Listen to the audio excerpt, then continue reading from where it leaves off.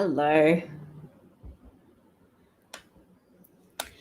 Just changing the title because Twitch doesn't like it. I hope other people don't mind. Welcome to today's broadcast.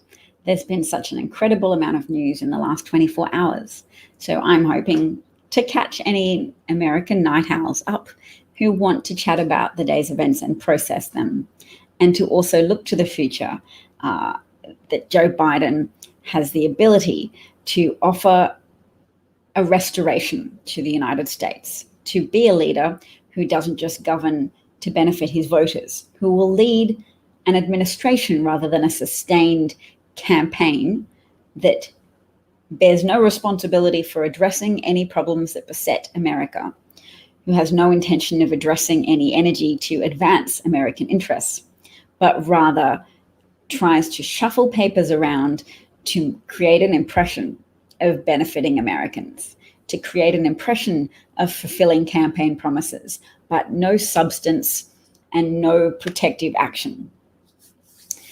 And yes, the right repeatedly manufacture footage. Joe Biden is quite affectionate and huggy, but a lot of that sniffing footage is fabricated, and they'll digitally alter the position of Joe Biden's hand. So I'm not going to touch on that a lot, unlike those crazy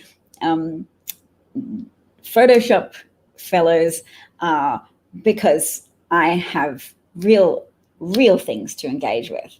And yes, we all know that President Trump has been accused of sexual harassment and even rape by over 20 women, and that he's currently fighting efforts to extract a DNA sample or give a DNA sample to test Jean Carroll's assertion in court that he raped her in the changing room of a Bloomingdale's.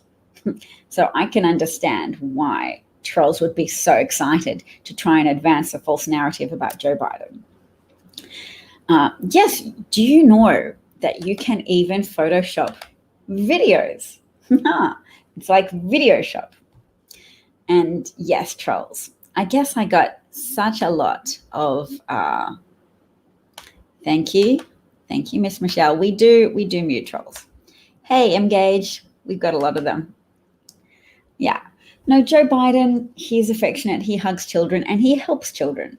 So he helped someone today who spoke at the convention, a stutterer from New Hampshire, a young boy who addressed Joe Biden and told him, or at least made it evident that he had a stutter, and Joe Biden explained that they are members of the same club. And he gave his contact number. He showed the boy how he marks out his speeches to work around, to circumvent places where he might stutter on a word. So I don't exactly even know the tricks that Joe Biden taught that child, but I'd be keen to know. Yes, Joe Biden, like most white people in the United States, has absorbed some environmentally contagious racist attitudes. So there's no doubt that he will benefit from having a proud, fierce, strong vice president such as Kamala Harris of Jamaican and Indian background. She'll help him. But at the same time, Joe was willing to serve as vice president for 8 years to America's most intelligent, astute, impressive, one of the most impressive presidents that the nation has known. So he already understands and is already very prepared to work with Black excellence and not feel that he has to somehow undermine the accomplishments of Black people or participate in the propagation of untruths, to paper over situations like police violence disproportionately affecting Black Americans, Black people being disproportionately killed or harmed or detained or humiliated or prosecuted or convicted or imprisoned and forced to work without pay in the penal system.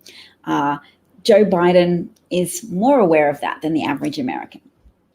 So you love Joe, that's great. Oh, and he protected us during Bush Jr. presidency. That's excellent to know. So when you say what happened, Engage, I guess you're referring to my comments that there's been so much news. Well, of course, one of Donald Trump's former White House chief strategist, Steve Bannon, and also former campaign manager, has been arrested on a yacht for wire fraud and for fraud in general, having participated in a scheme to defraud Trump supporters of substantial amounts of money, because $4 million was raised to privately build a wall, because the people who vote for Donald Trump often disdain government. And they said, right, we're going to help Trump. We're going to get up this private project to build a wall. The founder of that project took $350,000 and bought a 4-engine boat and bought an SUV, and paid for cosmetic surgery and restaurant meals and paid off his tax bill, etc. And Steve Bannon behaved similarly. So that makes it 3 out of 4 Trump campaign managers who have now been arrested and charged. I should have expected so many trolls because of the topic, but that's okay, trolls. We understand that you are clutching at straws now. Biden gave a commanding speech, and we might even listen to a bit. The sense he made was that America has been through some significant darkness over the last 4 years, 3.5 years. 4 really, if you count Trump's campaign as being part of that darkness. And this has happened to democracies before and continues to happen to democracies around the world. Jewish people recognize it as the cause of that well-known phrase, eternal vigilance, never again, that it requires resolve, it requires attention to make sure that the worst of human nature is not fanned into a flame by exploitative cult leaders who convince a rabid following that the answer to all the problems in the world is to find a subgroup of people that you can dump on, to find a group of people to hate. We have that element in our nature to help us go to war if we're being attacked, to help us take arms and kill and fight individuals who are part of an attacking army. We have that capacity to put our humanity aside and say, we have to face an enemy. So they are no longer a person. They represent everything that's bad in the world. That's what we've always needed men to be able to do in order to defend us, because humanity can be aggressive and acquisitive and try and take over neighboring nations and neighboring civilizations. So it is men that have been the most difficult demographic in the United States to connect to the reality that Trump is very harmful to the United States and to the world, that he has rolled back regulations governing the measurement of methane levels and the regulation of methane levels, which threatens the entire planet, all human life as well as animal and plant life. Plant life will continue to do all right. I mean, crops will change in their nutritional value for human consumption, but overall plants should be okay. Whereas animals have a more specific set of circumstances in which they can flourish. And if you change the temperatures so rapidly as a consequence of human activity in pumping out fossil fuel gases into the atmosphere, particularly methane, which is even more potent than carbon dioxide in trapping warm air into our atmosphere. The Build the Wall site is surprisingly still up. I believe it. Or there is a Republican who has owned some of their flaws. There's a Republican operative very successful in helping Republicans gain power, who's written a book called It Was All a Lie. So there's that. And 73 former Republican security staff have come out and said that they support Joe Biden in the current election because Donald Trump is a national security threat. So it's there if you look for it. And I really urge that people do look, because you can find the helpful people and the people admitting things, and even the Trump supporters who've taken down their Trump signs as someone in their family has died from COVID-19. So I urge us to engage with the better instances of people to help us not be consumed by hate for the people who voted in a president that has damaged America so much and has killed so many people. So acknowledge your anger. Yes, it's rational. Yes, it's fair, but it may not be a positive driving force for you. You need purpose, and you need to support Joe Biden, who will, as president, govern for all of America, including the people who didn't vote for him, which is a critical difference between his campaign and that of Donald Trump, or Donald Trump's administration perpetually touches on the badness of people who don't support Trump, perpetually threatens to cut federal aid from California because they're a blue state, perpetually threatens to withhold aid from blue states and blue cities. And even blue states and blue cities contain red voters, people who've supported for Donald Trump. And they need to recognize that they are also going to be hurt by this adversarial, hostile, vengeful tendency of governing only to reward his voters and governing to punish people who oppose him. So under a fascist degradation of a democracy, you often get people very emotionally caught up in hate.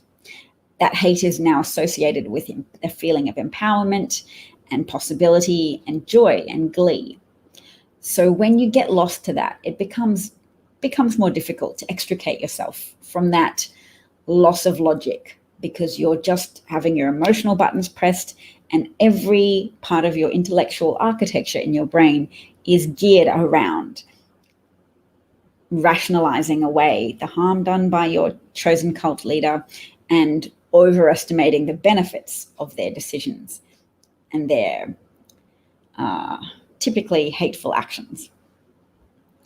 All right, so for a little bit of humor, I thought we might want to check out Julia Louis-Dreyfus making some jokes at Trump's expense. It's fun. Tonight, I couldn't be prouder to be a loyal union member, a passionate climate activist, and a patriotic Democrat. Or as Donald Trump will call me in a tweet tomorrow, a washed-up horse-faced, no-talent has-been with low ratings. Well, with all due respect, sir, it takes one to know one. Okay, these last few nights have been going so well, we've decided to add a fifth night where we will just play Michelle Obama's speech on a loop. So what did you think about Kamala Harris's speech last night? It was tremendous. I was so happy for her. I know, me too. She was fabulous. I cannot wait to see her debate our current vice president, Mika Pints. Or is it Paints? It's pronounced Ponce, I believe. Oh, some kind of weird foreign name? Yeah, not very American sounding. Yeah, that's what people are saying. Strongly. And that is just one of the many reasons that I wanted to be here tonight for Joe. And to remind you that Joe Biden not only knows how to read, but also he reads everything. So, how can you help Joe? It's super simple. Vote. Right now, you can text VOTE to 30330 to learn about all of your voting options and make the best plan for how to vote in your community, wherever you are. An easy way to remember 30330 is that's the year Donald Trump will finally release his tax returns. Just remember, Joe Biden goes to church so regularly that he doesn't even need tear gas and a bunch of federalized troops to help him get there. We can help you find the best and safest way to vote in your state. Simply text VOTE to 30330 to learn more. 30330, it's actually not that hard to remember. Watch. Person, woman, man, camera, TV, 30330. Anyone can do it. How good was that? Politico is a bit of a conservative media outlet, but that's a public service that they just did in piecing together some of Julia Louis-Dreyfus's comic asides. All campaigns should be strung together by a comedian linking the more serious parts. So good. Was fun, wasn't it? Somebody else points out, it's not just that Trump miscalculated by fanning the idea that Joe Biden lacks mental acuity. It was Joe Biden's calm, wise, and strategic decision to lay back and not react, and then blow it to kingdom come while the cameras rolled. I mean, every time Joe gives a speech, it stomps on that assertion that he lacks mental acuity. He can memorize the speech. He doesn't shift awkwardly and have difficulties reading, as Trump often does delivering speeches. it takes a significant amount of perception colored by white supremacy to keep seeing Trump as a good public speaker. But Joe Biden lets his words and his public speaking ability speak for itself. Yes, he has worked to overcome a stutter all his life. It's an ongoing issue for Biden, and he does a great job. He occasionally stumbles over a word, and also he's the type of person who wears his heart very much on his sleeve. So he won't just restrict himself to saying pre-prepared remarks. He'll sometimes say something that's sufficiently revealing that it can be called a gaffe, because it will reveal a degree of overconfidence about something, such as when he said, if you don't vote for me, you ain't black. But yes, that overconfidence was based on something real, which is that Joe owes his campaign success for the primary to black voters, to the black women in South Carolina, to the black Speaker of the House, the whip, James Clyburn, who endorsed Joe Biden the day before the South Carolina primary. Was it the day before Super Tuesday? One of those days. That he owes his success to the pragmatism, to the heart of the black voting Democratic community that recognized that Joe is a candidate that has broad appeal, sufficiently broad appeal to counter the almost mesmerizing effect of a white supremacist like Trump in the Oval Office, a white supremacist con artist who will always tell everybody that everything's fine and that he's the best, or everything's fine that he's been involved in, that there's no coronavirus, because otherwise he would have done something about it. So clearly it's not a big problem.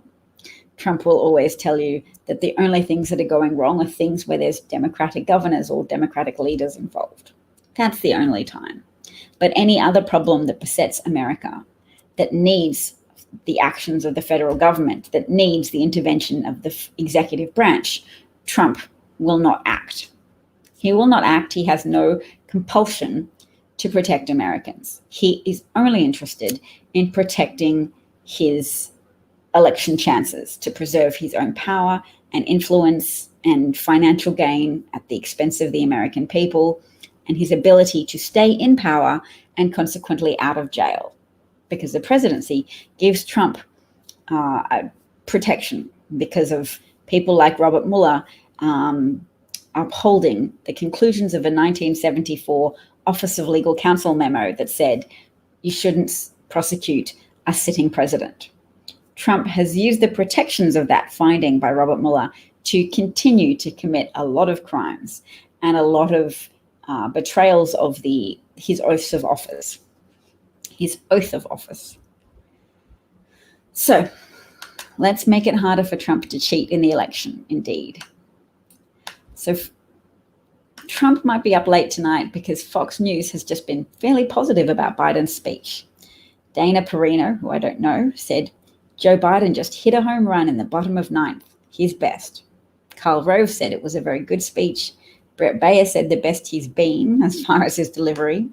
And Chris Wallace said it was an enormously effective speech. So he's either sedated or he'll be up in the morning rage tweeting about that. Look, that's a lovely picture of Joe Biden and Jill Biden. Hey, Alan. Nice to see you. We do have a lot of trolls today because I used Biden in my title. That happens. Here is a doctor, and Ronald Klein, who was the global health czar under Obama, a position that was eliminated. It used to be part of the National Security Council with its own team. Trump eliminated that position. John Bolton eliminated the team. Trump appointee John Bolton. So Cleveland, MD. He's an Iraq war vet and a corpsman and an ER doctor. All right, so he's tweeting out the plan of the Joe Biden administration. Hi, I'm Ron Klain, former White House Ebola Response Coordinator. 4 months ago, I made this video warning that the Trump administration's response to COVID was going off the tracks. At the time, people said it was alarmist. Fewer than 20 Americans had died from coronavirus. Now, 4 months later, we're nearing 140,000 American deaths. The Trump administration response to this crisis has clearly failed. And the questions I get most often now are, what would Joe Biden have done differently at every step along the way? And most importantly, what would he do now to stop the coronavirus epidemic? Let's break it down. Before I get into the Joe Biden plan to fight COVID, let's go step by step as to how we got to where we are now. Back in March, when the crisis was really accelerating, and healthcare workers were desperate for masks, gloves, and gowns to protect themselves as they were fighting the disease, Joe Biden proposed using all presidential powers to ramp up the production of that vital gear, including using the Defense Production Act. What did Donald Trump do? He implied that our healthcare workers lacked the gear they needed because they were stealing it. Listen to what Donald Trump said. Where are the masks going? Are they going out the back door? Then in April, as the epidemic grew, the lack of testing was having the disease get out of control. Now, Joe Biden proposed a pandemic testing board to deliver on Trump's broken promise that every American who needed a test could get one. What did Donald Trump do? He said that people should fight the disease by injecting themselves with disinfectant. Really, that's what he said. Right, and then I see the disinfectant where it knocks it out in a minute, 1 minute. And is there a way we can do something like that by injection? In April and on into May, experts said we could slow the spread of the disease if we wore masks around other people. What did Donald Trump do? He refused to wear a mask. He divided the country by attacking people who were wearing masks. Joe Biden, he led by example. In June, Joe Biden, advised by experts, offered a detailed plan on how to open our businesses safely to protect workers and consumers. Donald Trump, he led a chaotic reopening, praising local officials who ignored his own experts, putting our health and our economy at risk. Now it's July. Nearly 140,000 Americans are dead. Trump's response has failed. What's the best evidence for that? Well, look at this chart. Back in March, the United States and Europe were facing similar COVID crises. Since then, Europe has gotten the disease under control. But in the US, cases are still going up. We're at the worst levels of COVID ever. So why is it worse here in America? Because Donald Trump has waved the white flag in the fight against coronavirus. So that's how we got to where we are. Now, let's look at the Biden plan for fighting coronavirus. At the time we're taping this video, it's been weeks since Donald Trump spoke to the nation's leading infectious disease expert, Dr. Tony Fauci. Joe Biden has said his first phone call when he gets elected president will be to Dr. Fauci. He's got a detailed plan. You can read it on his website, joebiden.com. Here are 6 highlights. The Biden plan starts with fixing Trump's testing fiasco. He'd make sure that all Americans have access to regular, reliable, and free testing. He'd double the number of drive-through tests, and he'd hire 100,000 or more contact tracers to make sure we're finding cases of the disease. Second, he'd launch a national strategy to acquire, produce, and distribute protective gear, PPE, to protect our frontline workers. He'd use his full authority under the Defense Production Act to make sure we have enough of this vital equipment. And he'd focus on producing more of it here in the United States. It'd create jobs for American workers, and it'd make us less vulnerable to foreign supply chain disruption. Third, he'd accelerate the development of vaccines and treatments for COVID, and he'd deploy a smart plan for distributing that vaccine, because discovering a vaccine isn't enough if it gets distributed in the same kind of fiasco as Trump's testing mess. Fourth, while Donald Trump has said he's going to take the United States out of the World Health Organization, Joe Biden would restore our ties to the WHO, because you can't fight a global pandemic without a global approach and allies. That's the best way to keep Americans safe. Fifth, Joe Biden has a plan to safely reopen our businesses. This includes working with governors and mayors to require masks, and it means getting our workers the gear they need and the tests they need to be safe on the job. Sixth, Joe Biden would protect older Americans and those at higher risk. That means enforcing federal rules to protect nursing home patients, and it means testing those in the highest risk groups. It also means special steps to make sure we're fighting the disease among our Black and brown populations. So that's what Joe Biden will do to fight coronavirus. What can you do?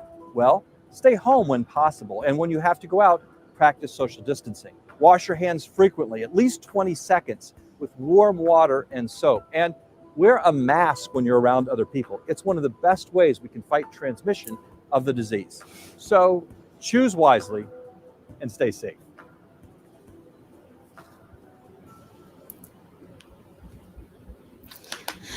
That's an old ad because deaths were at 137,000 then, and deaths are now at 170,000 with a likely additional 50,000 deaths. So I do enjoy noticing that they have a plan already. They have steps, and I mean, Joe Biden wrote an op-ed in January advocating for Donald Trump to take it more seriously, saying that there would be a real problem for America if this pandemic was not acknowledged and prepared for. The president, as Joe Biden well knows, having served as the vice president of the United States for 8 years, the president has the power to evoke the Defense Production Act. Trump could have used that in January, in February, in March, in April, May, June, July, in August. He could use it today to ramp up national production of masks that protect Americans. The N95 high-quality masks, but even ramp up production of the paper surgical masks, which have also been shown in countries around the world to be significantly effective in reducing transmission of the disease. As do cloth masks, but surgical masks are apparently slightly better. This is one exciting thing that's going to be about the Republican convention, which is that the GOP was planning a live convention in North Carolina, then switched to Florida, and then canceled that just 3 weeks ago. And the press reported that Trump has been calling his people late into the night with ideas after watching the DNC. But, let's try and outdo them. What could they have come up with in such a short time? So if you're coming up with ideas just before the convention, you have less time to rehearse. You have less time to go over and eliminate glitches and linking failures. So it seems reasonably likely that the Republican convention will be a mess, as was Trump's testing rollout, as Trump's entire pandemic response has been. The GOP probably prefer to criticize and govern because essentially the Republican Party is a loose cover over a collection of lobby groups, a loose, emotionally manipulative cover over a collection of powerful lobby groups. You got tears watching Joe Biden. That's awesome. I still have to watch the entire speech. So yes, I hope that whatever money you need to get for trolling in this way, that you get, and that you can support your family and stop them from starving. And if you're just doing this because you're a contrarian, then I pity your sense of self. And I hope that your journey, the journey that lies ahead of you, includes some personal growth, particularly because through expanding perspective, through finding compassion and an ability to engage with reality, life can be so much more fulfilling.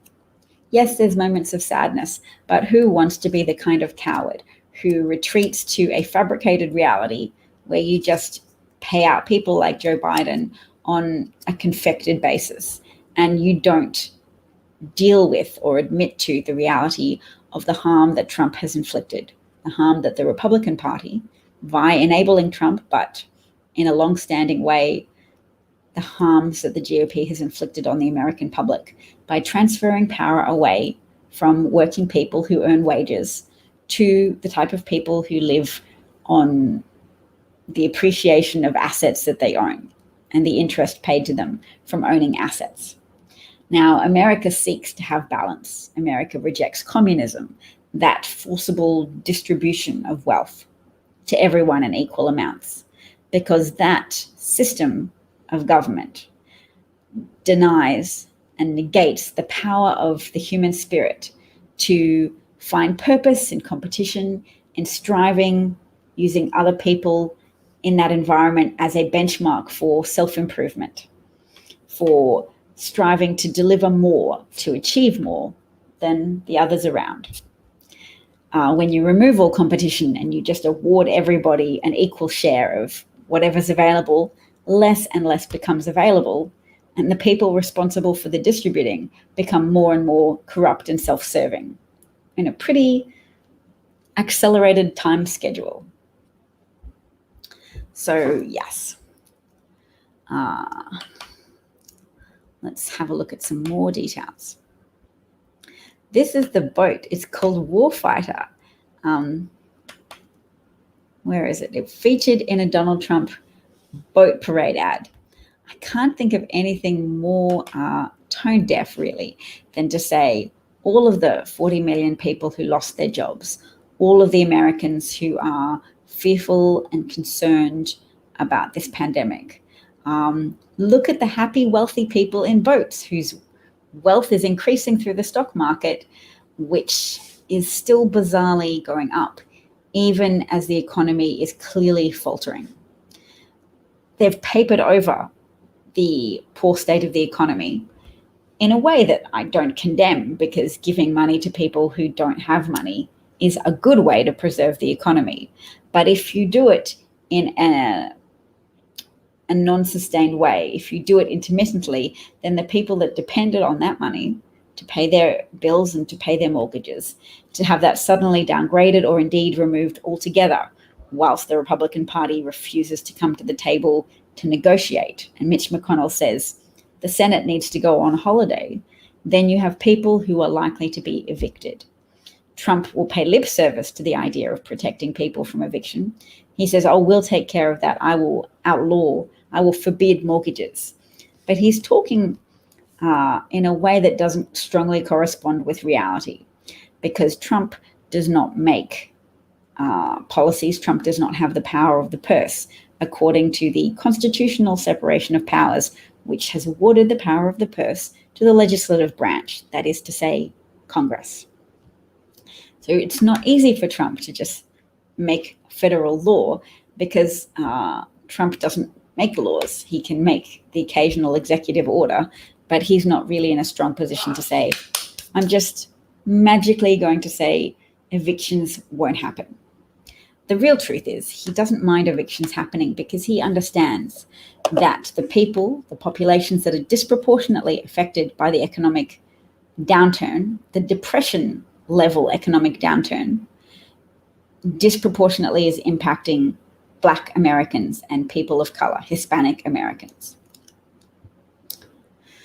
So the boat is called Warfighter and was listed on page 121 of the indictment of Steve Bannon and 3 other co-conspirators in the forfeiture section. So let's have a look. We're about to join the Trump parade here in Destin, celebrate the birthday of this great country. We're here for the Trump parade! Woo! Trump 2020!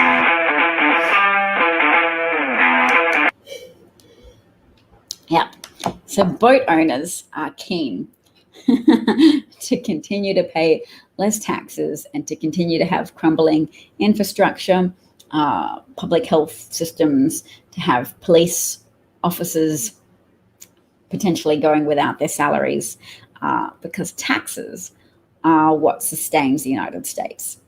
And when the system of power gets out of whack, then people with more money are able to pay for the campaigns, for the emotional manipulation of voters through television ads that pushes lower income people to vote in a culture war warrior sense for politicians who make it easier for the super wealthy, the wealthy and the well-connected, to get away with paying less and less tax over time, to help boat owners stay happy and afloat whilst everyone else has to make the choice of, do we campaign for our taxes to be raised, or do we allow our children to go without Spanish teachers, music classes, gym equipment, etc., because there is no money available in our state system? Now, a lot of blue states give so much to federal coffers, while a lot of red states are very dependent on that federal money. A truth that is often inverted by people on the right who falsely claim that blue states are no-hopers and who have been emotionally manipulated by footage of problems that do exist in populous cities, that there are homeless populations who don't have strong safety nets to avail themselves of because of Republican right side of politics campaigns for decades to undermine that system of social safety nets for people experiencing problems. And once somebody's had so many problems and hasn't had any help, they are more likely to have found themselves on the street, and then find it more likely to struggle to get back into stable housing, which is needed as a base for having a job. If you live on the streets, it's very difficult to shower, to dress appropriately, to apply for job interviews and say, oh, yep, this is my address on the application form, etc. So public money is very well spent on helping people. But too many Americans have been very primed to believe that any form of help is a waste of money because you're just encouraging people to develop dependency on the state, and that all government is bad, so all government help is bad. Someone says, 12 people, you should be proud. I am proud. I do this on a regular basis. I have a loyal group of listeners, and I hope to continue to refine my methods of broadcasting so I expand that audience. I think one good idea that I've been told a lot is to establish a consistent time. I'm still working on my sleep schedule and my life schedule consistent to find what's going to work best. And also, I think, to come up with segments, because segments and little tiny musical interludes make people happy and predict what's coming next. People like a sense of anticipation and predictability. Not predictable content, but predictability of content sections. It's fun. So this is the yacht that Steve Bannon was in on Westbrook, taken yesterday. Let's have a look and see if we can see Steve Bannon. No, we can't see Steve Bannon on that. But it's a fairly large yacht.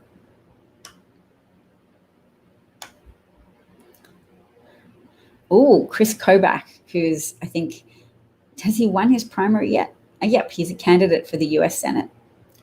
And there's something archived where he appears on the We Build the Wall, now exposed as a scam.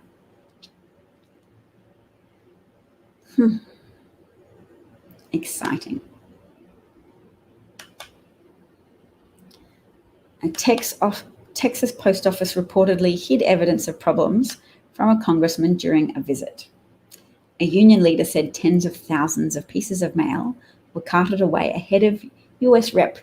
Joaquin Castro's visit. So they just went, let's box up all of this mail we haven't delivered yet and hide it because, Carlos Barrios, a clerk craft director for the union, said postal workers were directed to give US Rep. Joaquin Castro a deceitful perception of how we're doing things. And the union postal leader describes mass delays. Workers were told to remove large piles of delayed mail before Castro arrived. He estimated that the pile contained anywhere from 30,000 to 54,000 pieces, some of which were dated as long ago as March. So I'm glad that there are some whistleblowers willing to tell the truth about this, because people are noticing it, but it needs whistleblowers. It needs people on the inside to admit, yes, there are mail sorting machines that have been disassembled. There are post office boxes that have been removed, and a big one has been the ending of overtime for staff. So Castro was angry and reacted with fury on Twitter. He wrote, "If this conduct is true, it's outrageous that the United States Postal Service management would attempt to deceive the people of San Antonio about the condition of postal operations. I expect an explanation from USPS leadership and an immediate reversal of these delays. Deliver the people's mail now." Democrats in Congress have been outraged about the cost-cutting measures, including the decommissioning of sorting machines and slashing of overtime for workers at the Postal Service. Well, someone who was previously on the board of governors for the Postal Service has said this will not save money for the Postal Service either. Just sabotaging your operations is a money-wasting tactic if you are ruining your mail sorting machines by disassembling them and leaving them outside in the rain. And yes, President Trump said last week on Fox Business News that he wanted to deprive the United States Postal Service of funding in order to compromise the country's mail-in voting process. Yep, so that's all exciting news. Let's have a look. This is a graph that somebody put to say that they don't think Biden's done enough, because since 1970, the income of low-income people has stayed low as a share of US aggregate income, and middle income, the middle class, has significantly fallen, whilst the upper income people, their share of US aggregate income has risen from 29% to 48%. So you can see those statistics here as well. Make it a bit larger.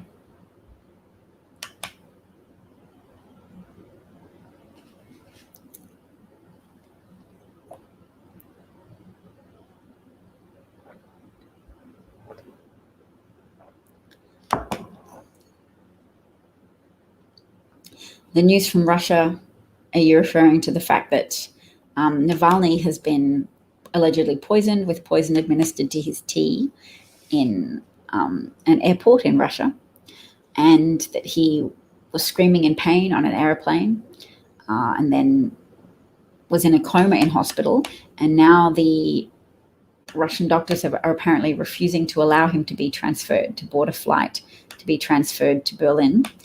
And they were also refusing to let his wife visit him as well. So it's important to acknowledge that under a totalitarian system, regardless of the obviousness that the totalitarian leaders are bad, you will have people who are loyal to them because they are intimidated or impressed by the power of the totalitarian leader.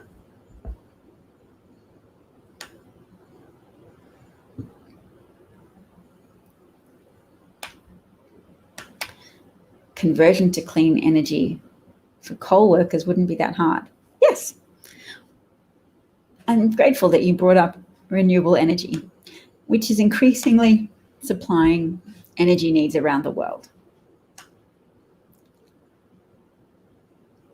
Look at this troll account. They're just saying little non sequiturs in the conversation. They say a good breakfast is key to a good health. Yes. I'm guessing that's an algorithm just put in to say non sequiturs. So exciting. But that's a lovely little pro-social troll. I quite like that one. And there is a reason the United States ranks as the #1 country in the world. Would that reason be that the United States is currently the 5th highest in deaths per capita? Ahead is Peru, Brazil, Chile, and then there's the US, followed by Mexico. Oh, and Spain. I left out Spain. That's ahead of the US in terms of deaths per capita. And yes, the wealthy and well-connected became wealthier under Trump. And they're continuing to benefit from the $1 trillion in federal money which is taxpayer money. You contribute to the federal government, so it's your money, being pumped into the stock exchange to preserve and expand the wealth of stock investors.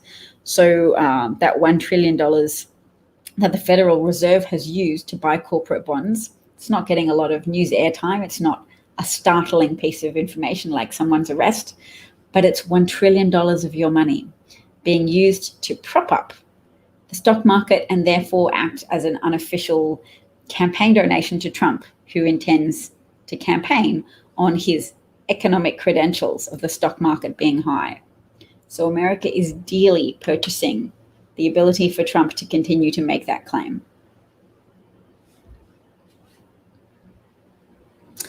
And yes, of course, if Trump wins, Russia would win, because Russia's already very hopeful that the Magnitsky sanctions will be overturned, that complicit Republican politicians will continue to enable Trump to make decisions that are hostile to the interests of the American people, that degrade American might, American domestic health, the domestic economy, and American geopolitical credibility, and American geopolitical leveraging ability or negotiating ability, or alliances and partnership strengths and trading relationships. All of those things have been significantly negatively impacted by Trump's actions in power. Thank you, Cosmic.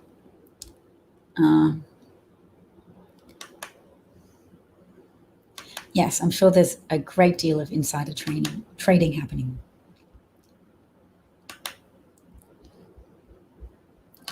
All right, this is one of the very important parts of Biden's speech. He said, "I will govern for all of you." And Nicole Wallace says, "I don't know that you've ever had a challenger take away the America piece from a president, but I believe Joe Biden did, because Trump is so clear." And Miles Taylor has been so forthcoming in his frank admissions that Trump said, cut federal aid to California because they didn't vote for me, that he didn't want people to evacuate from a hurricane because he thought it looked stronger to hunker down. And it was only when a top advisor thought to say to him, some of your voters might be killed if they don't evacuate. So if you want to win those states, it's a good idea to support the proclamation of governors that evacuation is necessary. And then Trump went, oh, yes, okay, let's do that. Let's save the lives of voters in states where I need their support. So if you're in a very red state, Trump doesn't even care if you die because you're not in a swing state. So you can't even say that Trump is protective about the lives of his own voters. He's not. He's protective of the lives of voters who are critical to a re-election win for Trump.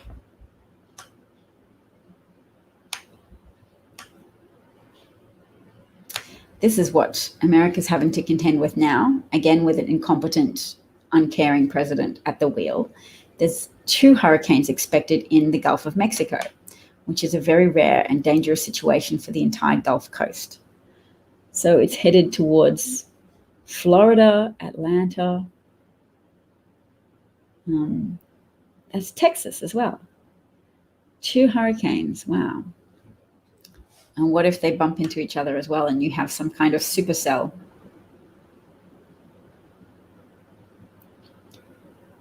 So people don't mention this very much, but powerful and strong hurricanes are in fact a feature of an elevated global temperature. So that when the atmosphere is hotter, more water is evaporated. Hot ocean is closer to the bar needed for the sun to be taking up moisture from the sea. I mean, that's the water cycle. People need to know that because that's how you get hurricanes with more power, with more rain.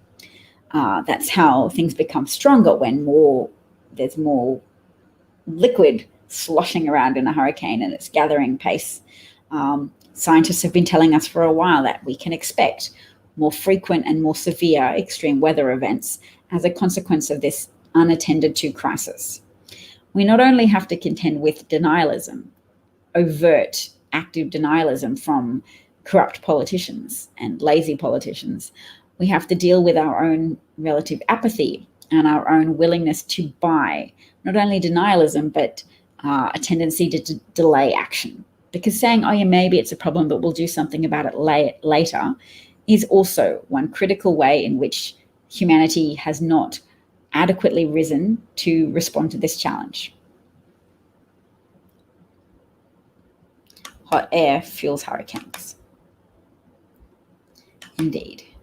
Alan, I will let you go to bed soon. I'm sure that you have stayed up late. This is the yacht that Bannon was apparently on, a $28 million yacht that he was arrested on. I love it. Accused fraudster and former Trump strategist. You could say former White House chief strategist in the Trump administration. Steve Bannon was aboard a $28 million yacht owned by a Chinese billionaire. And of course, this significant piece of news that Trump says on election day he's going to send law enforcement to polling locations. To me, what he seems to be doing is enhancing that divide, corralling Democrats towards voting by mail, because he's still failing to rise to the challenge of coronavirus and failing to take adequate action to slow and contain that virus. And then B, he's also trying to drive Democrats away from voting polls because the Black community has more of a history of being killed by armed people milling around polling places. So they are more likely to be deterred by Trump making verbal threats to send law enforcement to polling locations. Black Americans have experienced more brutality. They are more likely as individuals to have experienced over-policing, frisking, just the injustice and the humiliation of disproportionate detention and being stopped and checked by law officers with nothing better to do than make every Black person that they encounter feel like a criminal, guilty of doing something purely by existing. So those sound to me like Trump is aware of deterrent strategies, so he can split up the votes and make it easier to cheat. If you have a majority of Republicans voting in person and then a majority of Democrats voting by mail, if you just throw away a lot of mail, you can know that even though you're throwing away some votes of Republicans, you are disproportionately getting rid of the votes of your political opponents, the people who are trying to vote you out of office. And then you keep the votes of people who vote in person. And I can show you some statistics about that, actually. I can show you from a survey of 1,000 American voters that there is a very sharp political party divide between how people intend to vote.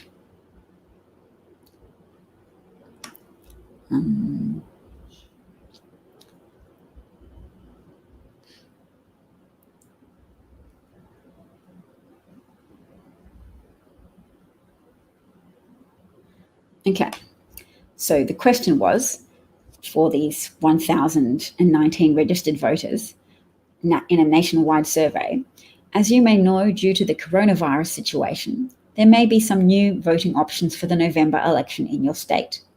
For that election, if each of these options were available in your state, which way would you be most likely to cast your ballot? So for Democrats, let me just make this larger for you so you can see. For Democrats, that's 61% intend to vote by mail or absentee ballot, and 21% to vote in person. Independents are slightly more likely to vote by mail, 42% versus 33% in person. And for Republicans, only 24% intend to vote by mail and 54% intend to vote in person.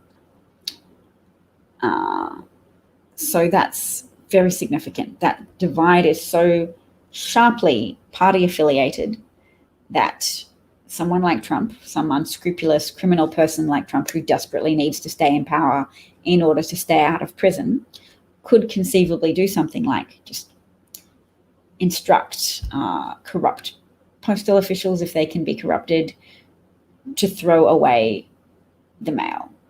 Now, at least Trump does not govern how elections are run. States govern how elections are run, but Trump does control the Trump appointee. He's appointed Louis DeJoy. Apparently, the influence of Steven Mnuchin may have influenced the Board of Governors to select this Trump candidate who wasn't originally on a short list of names selected by a firm that was hired to find a suitable candidate for Postmaster General. So Trump controls how the post office is run at this point. So it's as if he's found a way to potentially sabotage the election.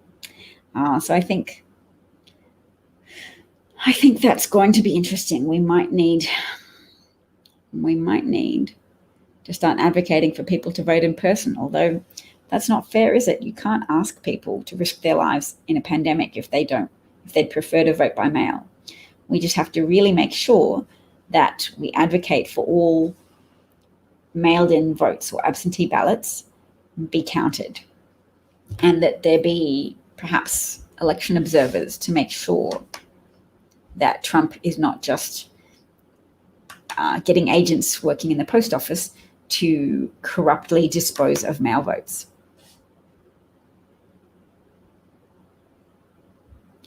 Yes, it's not only voter intimidation, it's something else. Yes, they went out to sea to get Steve Bannon. He'd been at sea for a few days, I think. Alan was up and he's very excited. That's great, Alan. Jesse. Jesse thinks I watch CNN. I rarely watch CNN, but I did watch a cute CNN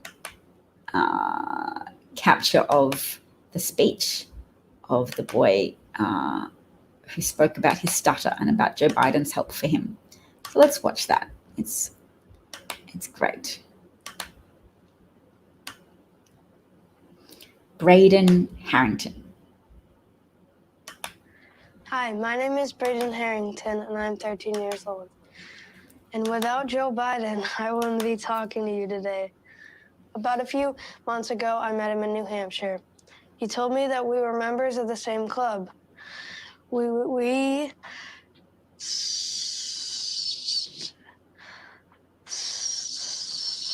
stutter. It was really amazing to hear that someone like me became vice president. He told me about a book of poems by Yeats he would read out loud to practice. He showed me how he marks his addresses to make them easier to say out loud. So I did the same thing today.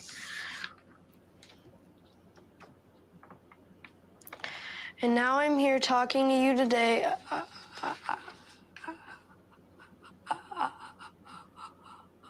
about the future, about our future. My family often says when the world feels better before talking about something normal, like going to the movies. We all want the world to feel better. We need the world to feel better. I'm just a regular kid, and in a short amount of time, Joe Biden made me more confident about something that's bothered me my whole life. Joe Biden cared. Imagine what he could do for all of us. Kids like me are counting on you to elect someone we can all look up to. Someone who cares.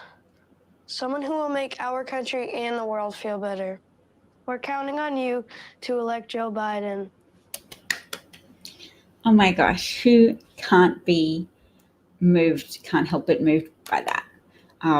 So it's so beautiful to see the way Joe Biden invests his time and invests his humanity in making anybody feel better about themselves and sees the possibilities of who they are in the context of a nation that Joe Biden has said the critical word for him to describe America is possibilities. So that was an example of Joe Biden helping one boy find his possibilities, find a strategy to better achieve the best possibility that he can. I've heard that Joe's parents taught him, Joe, no one's better than you, but you're also not better than anyone else. I told that to my son and he said, well, I am better than some people. I'm better than Trump. And I couldn't disagree with him. But the point is, you all start with possibilities and you make choices, some good, some bad, and you can get stuck into a pattern of very bad choices. and become somebody like Trump with a very strong commitment to self at the expense of others. But you start with that boundless possibility. Before you begin to make choices, there is always the possibility that you will make good choices and that you will learn from any mistakes and bad choices that you make. Trump, as described by his niece, Mary Trump, has been protected from the consequences of his bad choices all his life. So he hasn't had that learning experience. His father has continued to loan him money so that he ended up inheriting over $400 million. Every time he's failed as a businessman, he's been able to wash his hands of his failures. Critter, you had 8 years of therapy for stuttering, but it worked for me. That's great. And I wonder how much more effective Biden is as well as a therapist, if he has affected significant change in increasing that boy's confidence. Because it sounds like that strategy of marking places in a speech you want to give so that maybe you have a word to aim for down the track and that your brain doesn't get caught in a neurological loop just focusing on one word, that you train your brain to look ahead, that it's not 100% going to correct your stutter straight away, but that it might give you the confidence to smooth out some of your speech through that ability to override your brain's tendency to get stuck or blocked or prolonging one sound or one word. So yes, there are many famous stutterers who have made speeches, who have gained confidence, who have made an impact with their voice. Yes. Yes, so Joe has seen life as an ordinary American citizen. His father left Pennsylvania when he was 10 because he couldn't find work in Scranton. And Donald Trump tried to deride Joe Biden today, saying that he abandoned Pennsylvania. And yes, because we're all better than Trump, we need to make sure we don't just get stuck in an emotional loop of feeling contemptuous towards Trump. We have to feel very activated to get Trump out of office where he can't harm people anymore. We can't let him stay in office and keep harming people just to prove our point that we are right, that he's bad, and that people who voted for him made the wrong decision. We have to do the work, commit ourselves to helping people who maybe want to be registered to vote, helping them feel like it's necessary and possible. We have to do the work of smoothing the pathway to people who encounter obstacles, particularly people in the African American communities whose Republican leaders may purposefully or may do make it purposefully more difficult for them to vote by creating poll taxes, such as any fines you might have accrued have to be paid before you can vote.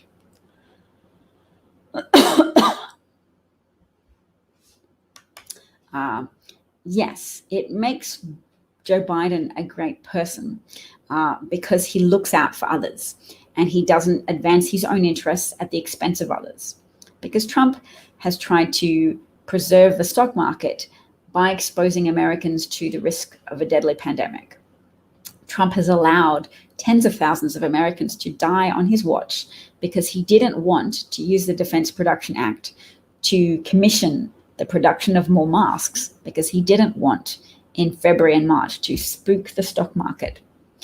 And he and his son-in-law abandoned the idea of developing a national testing strategy because they counted on people like you to blame Democrats regardless of evidence and facts, to blame Democratic governors if there were significant numbers of deaths in blue states. So because they were counting on more Americans to die in blue states, they failed to protect all Americans in the hope that the dead people would be a cause to blame Democratic governors, and that Trump would be able to mount a campaign on decrying the incompetence of Democratic governors, even when Trump was the person getting the very expensive, because it's very expensive to maintain high-level intelligence agencies. Trump was getting the benefit of that very expensive advice that a pandemic was coming, that there was evidence emerging from China that this situation was bad and was worse than the Chinese government were divulging. enough of that information got out into the public sphere that Joe Biden wrote an op-ed that was published on the 29th of January, saying America needed to do more to keep Americans safe. That advice was ignored by the president, and the president of the United States continued to abandon Americans to the ravages of a highly contagious disease that is not only highly contagious, it is worse than Ebola in the way that people stay alive and can transmit it without symptoms. So Ebola is a disease that is more deadly, has a higher mortality rate than coronavirus 19, but it kills the people it infects. So it doesn't spread so much because people don't go walking around. Once you're infected with Ebola virus, you become very ill and you die in a relatively short space of time. Whereas the reason why coronavirus has become so widespread around the world at this point in time is because without strong leadership, without concerted efforts to test broadly, without concerted efforts to pass on a message from the top that masks are necessary and to have that message reinforced by people at all levels of government, without that consistency of message and broad compliance with mask wearing, you have asymptomatic carriers of the virus walking around and spreading that virus everywhere where there are a large amount of people gathered in close quarters, everywhere where people aren't socially distancing or wearing masks. Even small family parties can spread the virus between family members because that is one method. The critical method of transmission is just being close to somebody who might be infected, and their exhaled droplets emanating from their lungs and their throats may contain viral particles that are then broadcast straight into your face, your mouth, your nose, the mucosal linings of your mouth, your nose, and even your conjunctiva, the lining of your eyes. Viral particles can't get in through your skin, but they can get in through your eyes, nose, and mouth. Alan's donated today to Biden a large portion of recent stock market gains. Good job. Trump was ridiculed by Democrats when he instituted a travel ban on China that had significant holes, because Trump does things for attention rather than for effectiveness. But people were critical of Trump then because they didn't have the same access to information that Trump had. As the president, Trump was the one getting the intelligence briefings on the extent of the virus. So Trump knew that the virus was a big problem, and that a travel ban, a broad and enforced travel ban, could help. But instead, he chose to effect a weak travel ban. And he wasn't the first, as he claims 45 other countries had already instituted travel bans pertaining to China before Trump acted. And at that point, there was significant infection in Europe, and America's patterns of infection were mostly derived from people traveling to and from Europe to America.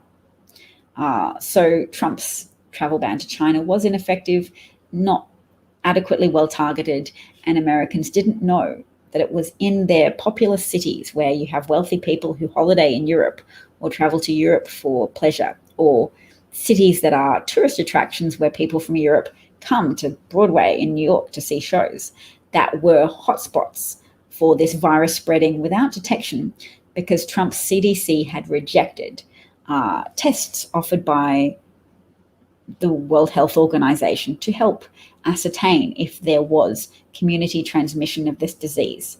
And there was. And the original scale of confirmed cases is so steep, or the slope is so steep on a graph of confirmed cases, because so much transmission was occurring before Trump took action. And here is an illustration of why the Trump cult is a death cult. So to claim that Trump is a messiah and the savior is so poignantly incongruous in its distance from the reality of 170,000 dead Americans and hundreds of thousands more Americans who are living now with long-term effects as a consequence of this virus. Damage to their heart, their lungs, their kidneys, their pancreas, etc.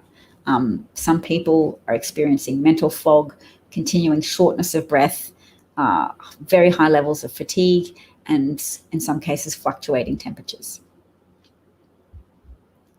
So I hope that this broadcast has been of interest and useful. If you ever have a good idea about something that might be a good section for this show, I'll share with you one example from another show. There is a podcast called The New Abnormal with Molly Jong-Fast and Rick Wilson. And they have a section called F That Guy, in which they share a story of someone doing something just particularly egregiously awful. Now, some of my concluding remarks is this post saying, just learned my neighbor, a Trump supporter, passed away from COVID symptoms yesterday. His wife took down the Trump sign today. It was a sad sight. He has 2 kids he left behind because he trusted what Trump said. Everyone that knew my neighbor took their Trump signs down. Now, this is likely to an effect that's likely to be perpetuated across the nation in the days and weeks to come as the virus continues to spread unchecked in many Trump-supporting states and in many states across the United States, where people will continue to suffer because of the haphazard and inadequate response of the federal government, the current federal government. I'm writing that down. Haphazard and inconsistent? No, I said haphazard and inadequate. Got to write it down when you get the right words. So yes, people that feel tempted to have a lack of compassion for those people, I can understand your feelings, but I urge people to fight against it. Do not rejoice in the death of a Trump voter, because for that death, there will have been other people who have also lost their lives in vulnerable and marginalized communities. So do not celebrate the deaths from this virus, because for every virus, every death of someone you don't like, there are also significant deaths of people in marginalized communities who needed our protection and need our concern, our empathy, and our determination to turn this situation around, to have more help, more compliance with mask wearing mandates, etc. We can't just blame COVIDiots who don't comply. Those people are reacting to the lack of consistency and the lack of strong messaging in favor of mask wearing from the president, regardless of any occasional media journalists who suffer from wishful thinking and will jump on any Trump pronouncement as he's turned a corner, he's presidential now, he's wearing a mask. Maybe he wears a mask once, maybe he endorses mask wearing once, but his overall message is very inconsistent, which is not the strategy you need when you need to convince a large portion of the public that mask wearing is important. Now, there is actually a high number of Americans who support wearing masks. So the important thing is we not pay too much attention to the outliers, or that we spend more of our time talking about how most people do the right thing, particularly in certain areas. Yes, and yes, it is Trump supporting territory that people don't comply with masks, and that they socialize, and that they believe Trump, or they believe his earlier pronouncement that it was a hoax and overplayed.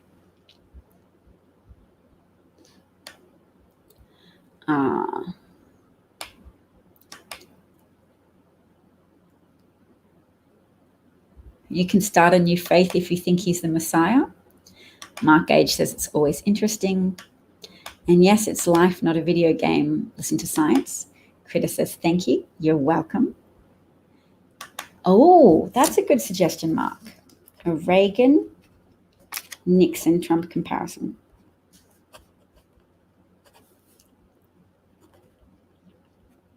Okay. You thought you were dreaming, but seeing me was even better.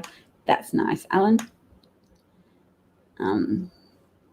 Please do that. Oh, the Reagan comparison, yes. That's a good idea. All right, folks. Last thing.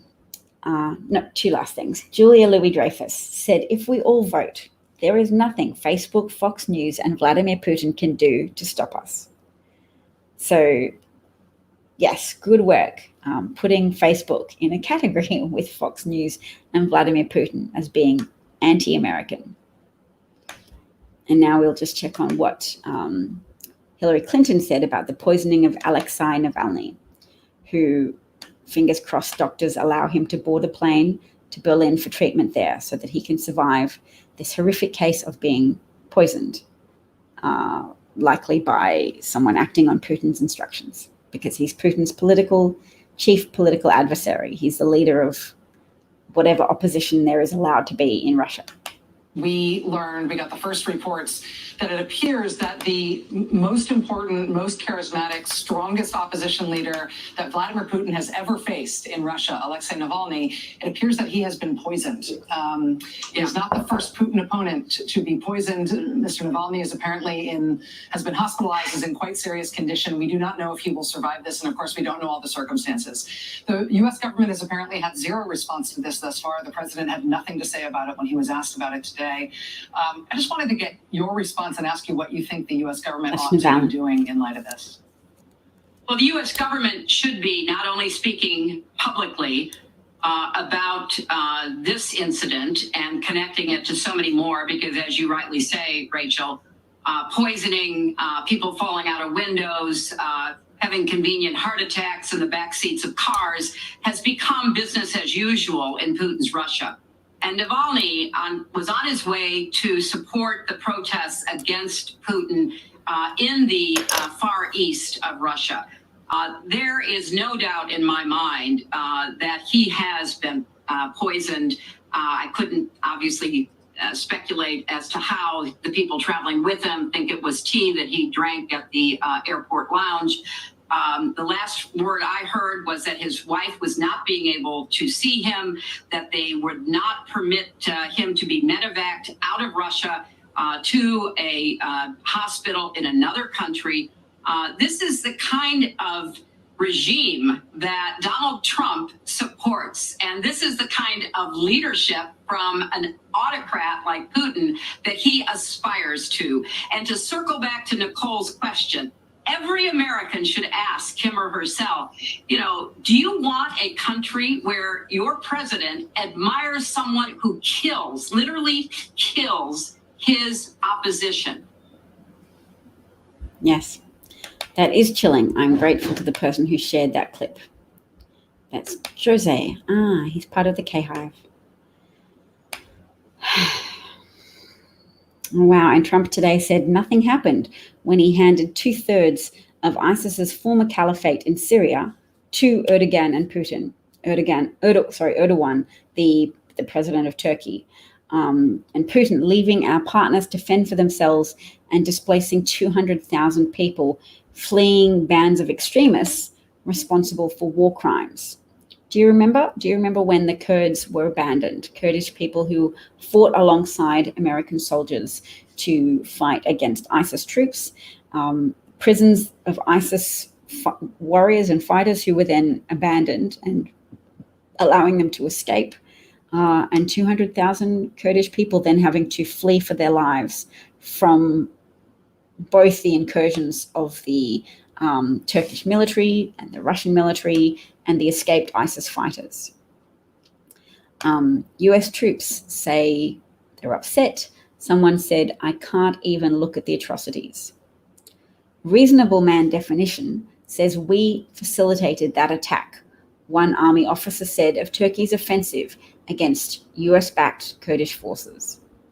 That's one of the most criminal things that Trump has done, to just acquiesce to dictators such as Erdogan, who violently attacked American allies. Trump said nobody died, which would come as news to the families of those executed in cold blood as the US military abruptly abandoned its posts on Trump orders. So nobody died. Trump is always in a campaign mindset, and that campaign is always completely untethered to the truth. Yes, they were killed, and yes, there was suffering. Yes, it was winter, and there were hundreds of thousands of homeless Kurdish people trying to stay alive. And that should be remembered, and that should be redressed if and when Biden is allowed to ascend to the Oval Office. So thank you for your activism, your attention. Thank you for your spirit. And let us draw emotional sustenance from the Democratic National Convention.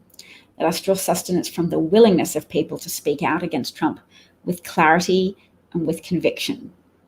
Let us draw heart from the goodness of people so that we join them in their commitment to decency and to advancing decency and a restoration of the American character and the American system of government.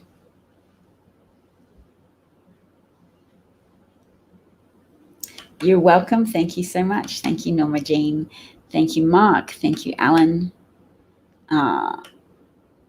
Yes, Reagan and Nixon are also Republican leaders who used similar strategies to Trump, and Lee has some even more Hitler-esque strategies of just using really big lies. I believe he does have a hotel in Istanbul, yes. So, of course, he caters to the wishes of a Turkish autocrat who asks him for help to attack American allies. Yes. So take care, everyone. Hope to see you again, possibly in as little as 8 hours. If I try for 11 a.m., could work. Thank you. Conviction and decency. Thanks, Jack. Thanks, Alan. Bye, everyone. Bye, Tinkerballs. Bye. Peace out.